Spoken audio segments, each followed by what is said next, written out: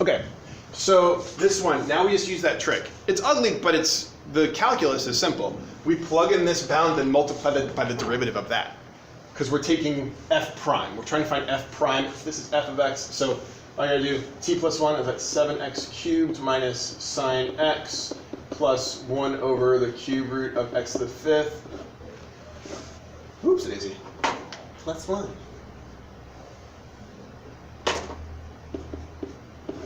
Then 7x cubed minus sine x plus 1 over the cube root of x to the 5th minus 4.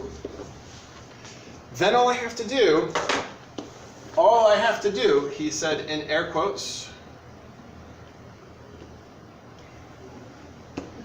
is take that and multiply it by the derivative of that. So the derivative of that, let's see, 7x cubed is going to turn into 21x squared. So 21x squared minus sine, oh, that's minus cosine of x. And that last one, which I would imagine some of you cried about. Remember, 1 over the cube root of x to the 5th is identical to 1 over x to the 5/3, which is x to the negative 5/3. So its derivative then, I'm going to add 1 and get x to the negative 2/3. And I got to multiply it by the negative 5/3. Remember, we're not taking an antiderivative with this. And yes, I should flip that back, and this last term in this last polynomial should be negative 5 over 3 x to the 2/3. Everything else just stays. So huge mess, very little new calculus. Please do not clean this up. There's no reason to. That's not the purpose of this question. The purpose of this question was to see, oh yes, no matter how ugly this is, the process still remains the same. Bop this into both of those as we take the derivative and then multiply by the derivative of that. Yay. Okay. Aha. So now we find out that the truth of this is that you can do it with if both bounds have x or if just one bound has x.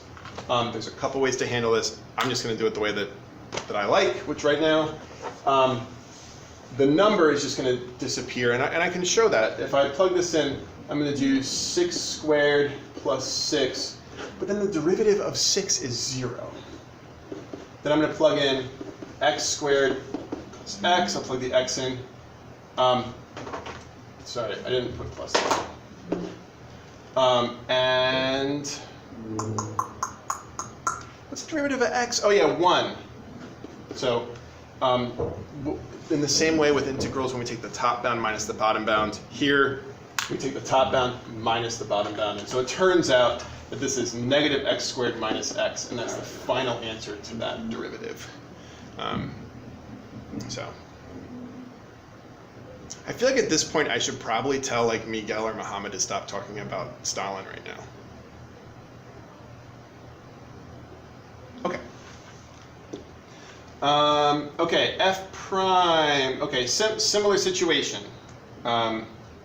So skipped. All right, so final thing we got to talk about, I already talked about this a minute ago. It's the idea that we can plug in the upper bound, subtract, plug in the lower bound. The only issue is that we also, when we plug them in, we need to make sure that we multiply them by their respective derivatives. So x to the 4th derivative is 4x cubed, and x squared's derivative is 2x. So when I clean this up and get my final answer, I'll get 8x to the 7th minus 4x cubed. So that's that. We can do this with no matter what the bounds are. So when I do this one, I'm going to have the square root of 3x to the 4th plus 1 minus the square root of... What? No. I keep forgetting to multiply by the derivative of it. So 3x to the 4th, I'm just going to multiply this by 12x cubed. then subtract square root of 10 square root x plus 1, square root inside of square root. There's a very interesting course of study where you see tons and tons of square roots inside of square roots and they look really funny.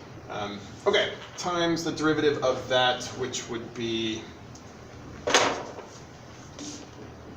well, remember, this is 10 times x to the 1/2, so that's 1/2 times 10 times x to the negative 1/2. So that's 10 divided by 2, 1/2 times 10, that's 5. So it's going to be 5 over the square root of x. All right. Sorry for the loud noise. All right, now we're going to talk about mean values. Okay, let's pause the video.